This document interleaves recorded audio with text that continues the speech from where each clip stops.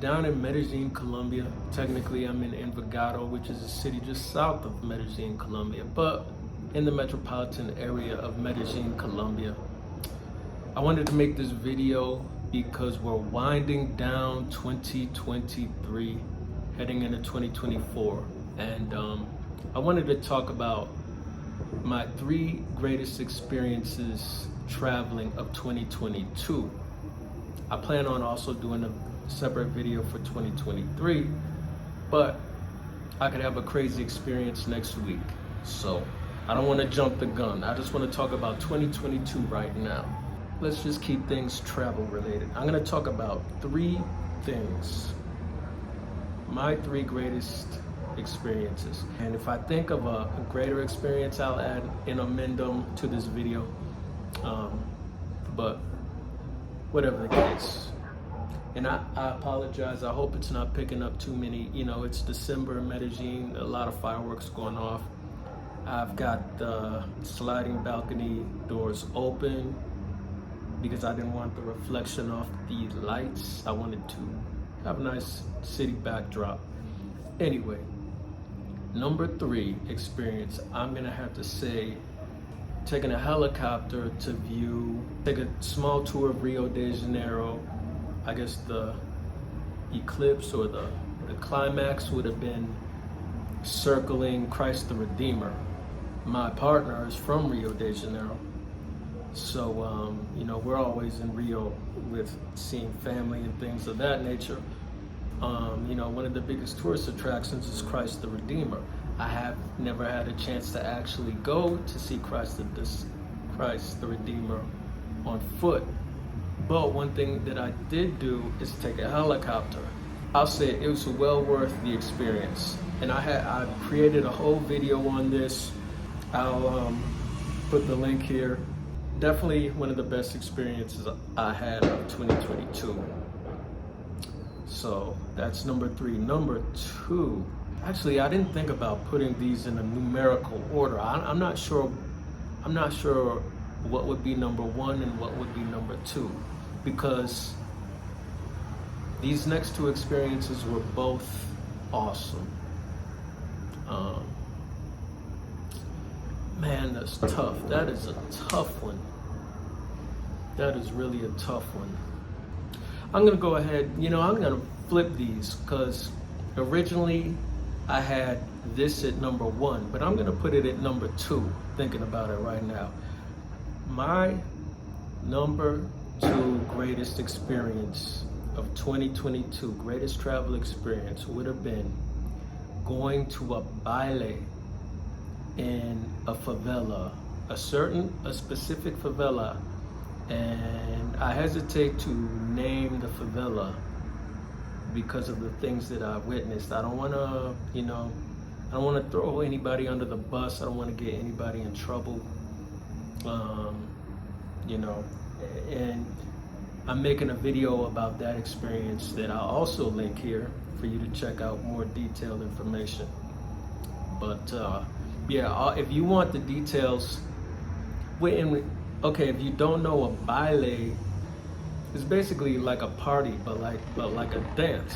Bailar literally means dance. And I believe in both Spanish-speaking cultures and in Brazil, they have bailes, which are like parties, like dance parties. Yeah, like a dance party. But a baile in Rio de Janeiro, the favela bailes, not all of them, but the real bailes, the real favela bailes are insane. And I don't want to spill too much information for that. Check out this video, but I'll just say, basically, so it's a dance party in a favela that they go all night long, and it is the most crazy experience that you will ever see in your life, pretty much. So I'll just leave it at that. If you want more details, check out this video. Because it is something else. Anyway, moving on to number 1. I'm gonna say the greatest experience, numero uno, would have been being in Buenos Aires for the World Cup in a park with the people of Buenos Aires to watch them defeat France. Watch the entire game with the people, a mob of people. The energy felt. Now, and basically this was a Cinderella story. Oh, and I have plenty of videos on this experience. I have multiple different videos, both the actual win, the game, the aftermath of like 5 million people storming the streets of Buenos Aires. It was, I mean, the energy was insane. And if you don't know like the history of like they say Leo Messi is like, you know, there's you know, some will say, who's the other one? Ronaldo, Cristiano Ronaldo. There's Pele, you know, but there's many people that will call Leo Messi the GOAT of soccer, of football, or what we in the States call soccer, you know. So he's basically like it's kind of like the argument Kobe, Jordan, LeBron, you know. That's like, he's definitely like, if he's not the top elite, he's in the conversation, greatest of all time, you know. And I think I'd say at this point in time, I'd say the majority of the world would claim Leo Messi is the greatest of all time, you know. I'm not gonna front. I'm not like, you know, I'm American. I'm not the biggest football fan. I do like the sport, and I learned to appreciate the sport more. Than being in Argentina during the World Cup, you know, I really got into it. But wow, if you know the history, it was basically a Cinderella story. Because I mean, Leo Messi, he's coming towards the end of his career. You know, the World Cup, it's not like the Super Bowl. This is played once every 4 years. I mean, look at that. Is that a lightning or fireworks? That looks like lightning. Yeah, this is not the Super Bowl. This is played once every 4 years. So a win is crazy. And football or soccer, you know, is way bigger than American football. Is way bigger than American baseball, American basketball. Because it's played worldwide, you know. So, I mean, this is the Cinderella story. This might be the last World Cup that Leo Messi ever plays in, you know. So it's like he had one final chance to win this, to win the big thing. And, you know, they played France, and France won. I think the last World Cup was Argentina and France as well. So I believe this was a rematch. Well, I don't know if it was the finals or if it was like the semifinals going into the finals, but I believe Argentina lost to France 4 years ago, you know, or in 2018. So anyway, and the game was actually awesome. It was awesome because man, that Mbappe from France he is a bad boy. He is a bad boy. He's nice. I could easily see him becoming, you know, in a few years, them claiming him to be the GOAT, you know, because what he did, he scored 3 goals in that. It was crazy, but it was a crazy experience. Came down to a kickoff at the end, just tense. It was awesome, and to be there with the people, it was crazy. It just, after that win, the energy, after that win, just walking with the people, oh man, it looks like it's gonna rain. But yeah, I plan on going out later tonight. It's Saturday night, but man, it was just awesome. It was awesome. And yeah, I had to think about that. I was gonna say that the Bailey was because watch this video and you'll understand why. But I was thinking the Bali was a bit, nah. I would have to say that. So after the win, you know, everybody's hype. Everybody just storms to the obelisk. Is like the biggest landmark in Buenos Aires. They estimated 5 million people were in the street. 5 million people. I've never seen a crowd that big. And to put it in perspective, you know, Buenos Aires has like a Guinness Book of World Record for the widest avenue in the world. Widest avenue. It's like crazy number of lanes, you know, this avenue.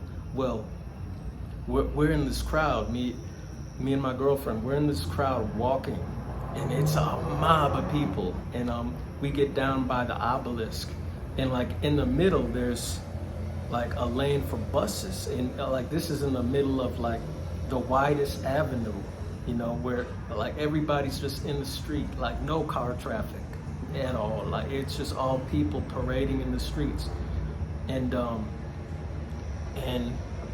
you know, after a while she's like, man, I need to get out of this crowd. So we're like, okay, let's go up to this to there was like an island, like a bus terminal, not a bus terminal, but like a bus station, like where you wait for city buses. So we go up there, look over it, and to my amazement, there's a whole nother, like we're in one lane going this way of car traffic. I had no idea the other way I couldn't even see them, but there were just as many people on the like say this is northbound, this is southbound or eastbound, westbound, whatever. Just as many people on the other side that I couldn't even see until I walked up, got on top, and saw. I was like, oh my God, I can't believe how many people are out here. And it was just, the energy was so raw. Like she's Brazilian, obviously, you know, obviously that Brazil, nobody has more World Cup trophies than Brazil. They have 5. No country has more than that. Argentina, they won their 3rd, which is a lot. There's not many countries that have 3. And so obviously, like, but even her, I don't care. America, we don't have anything when it comes to soccer, not men's soccer anyway. But you know, I'm telling her, like, man, feel this energy. We're winners. Like, and so even as Brazilians getting into the mix, you know what I'm saying? But man, it was crazy. You could just feel the energy, and like it felt so good to just like be out there screaming, yelling with the people. Like you just felt like a winner that day. You just felt like a king. Even if you don't even obviously we're rooting for Argentina. You know what I'm saying? Like Brazil's not playing. They had already, you know, if it would have been different. Actually, I was hoping that it was going to be Brazil versus Argentina. That would have been crazy. And I don't know. I'm kind of glad that didn't happen, because that would have been real awkward. Like, because I'm sure she would have wanted to wear her rep her Brazil jerseys. And yeah, I don't think that's a good idea, being here, her repping Brazil, and say Brazil wins, you know, and it ain't gonna go over too nicely, you know what I'm saying? But yeah, anyway, it was dope. And yeah, check out these videos. Actually, those are my best performing videos, those videos on the World Cup.